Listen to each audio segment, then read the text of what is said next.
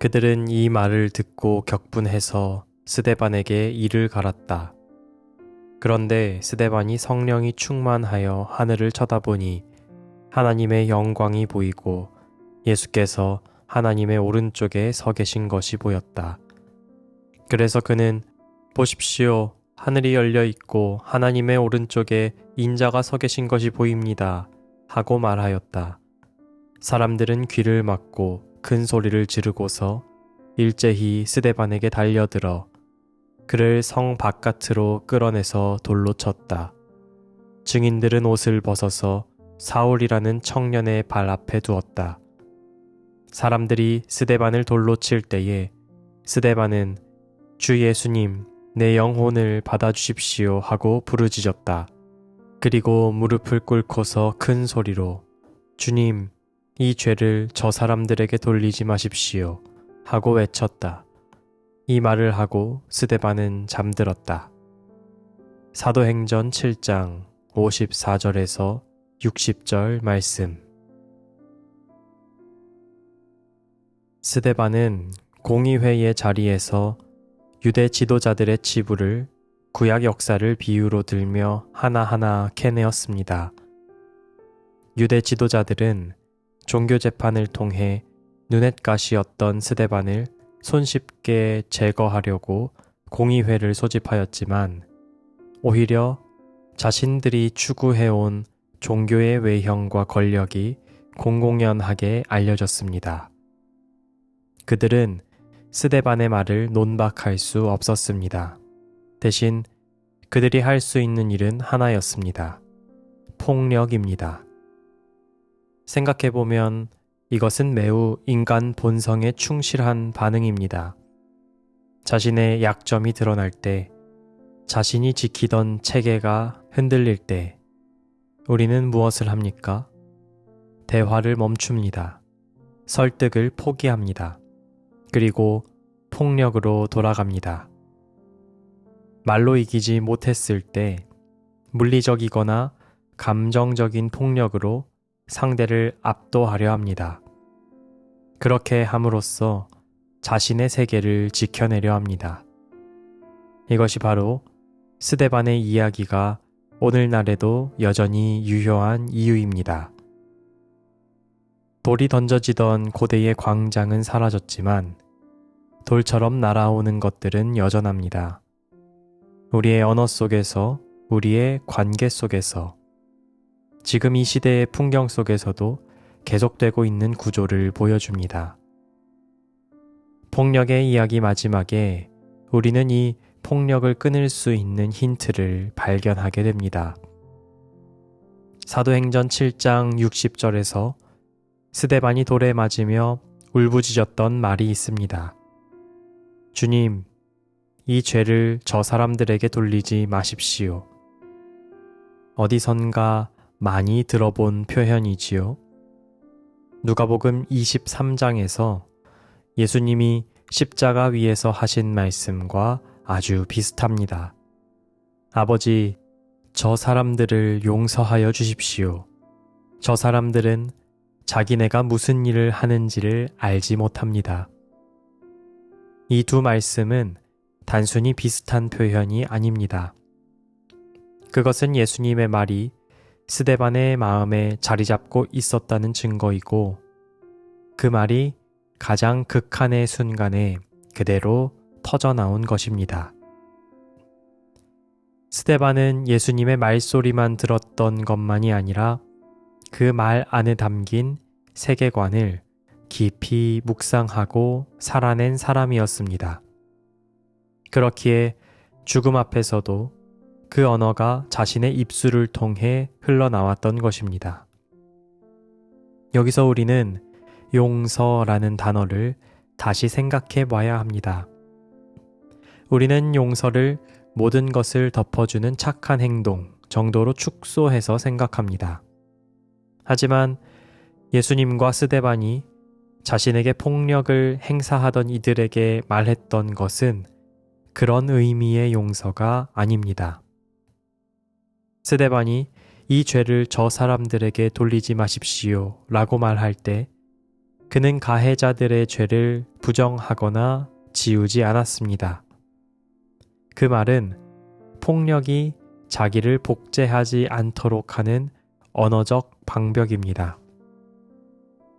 용서는 약함이 아닙니다. 용서는 폭력의 굴레에 대한 저항입니다. 생각해 보십시오.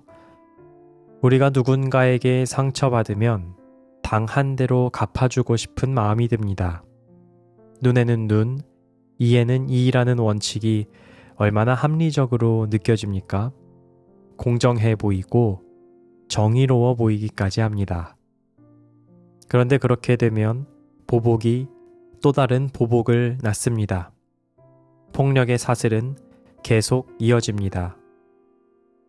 예수님과 스데반은 바로 그 사슬이 이어지던 중에 사슬을 끊어내는 인물이었습니다. 폭력에 폭력으로 응답하지 않은 그들은 새로운 현실을 여는 고귀한 첫 번째 행위를 했던 것입니다. 그리스도인이 그리스도의 가치관, 삶의 방식을 따르는 사람들이라면 폭력의 굴레를 멈추는 말과 행동을 할 수 있어야 합니다. 이어지는 성경의 증언을 보면 흥미로운 장면이 나옵니다. 사울이라는 젊은이가 스데반의 죽음을 지켜봅니다. 그는 스데반의 순교를 방관하고 나중에는 기독교인들을 박해합니다. 하지만 스데반이 마지막에 흘린 그 말, 주님, 이 죄를 저 사람들에게 돌리지 마십시오 라는 말은 사울의 마음 깊은 곳에 새겨져 있었습니다. 그리고 결국 사울은 바울이 되어 사랑의 사도로 변화합니다. 폭력의 사슬을 끄는 용기가 훗날 또 다른 사람의 인생 전체를 되돌려 놓은 것입니다. 유난히 폭력이 넘쳐나는 이 세대에서 우리도 매일같이 폭력에 노출됩니다. 그 말인즉슨 폭력의 고리를 끊을 기회가 넘쳐난다는 반증입니다.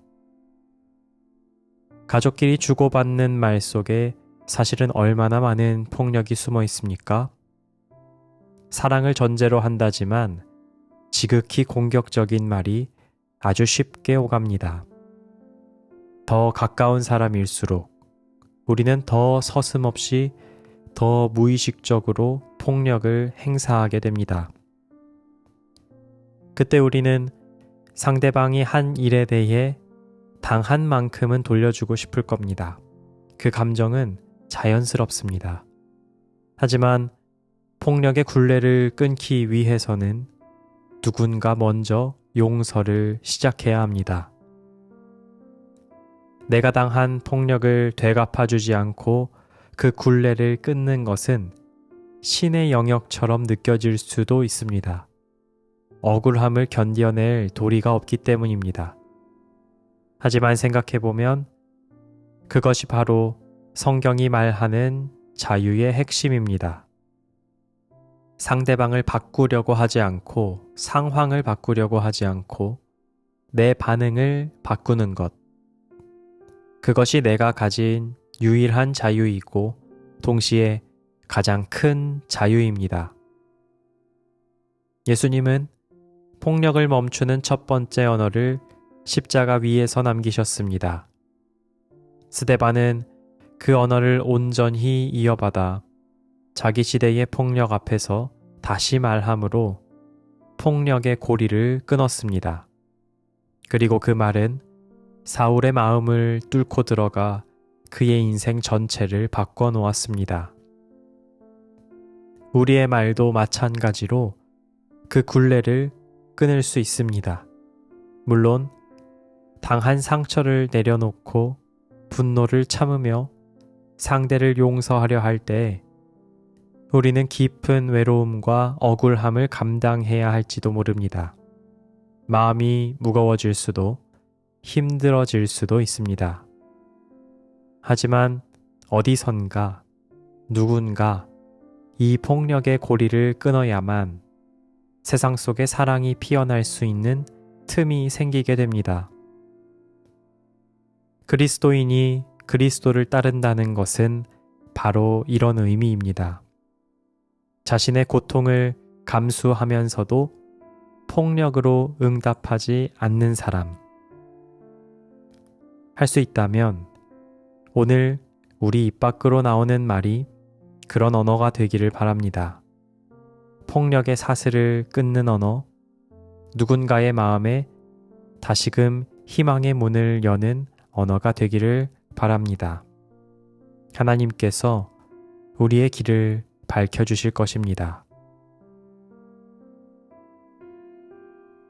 하나님, 스데반에게서 나온 용서의 언어가 우리 입술에서도 흐르게 하시고 상처와 억울함 속에서도 폭력으로 되갚지 않는 자유를 배우게 해 주십시오.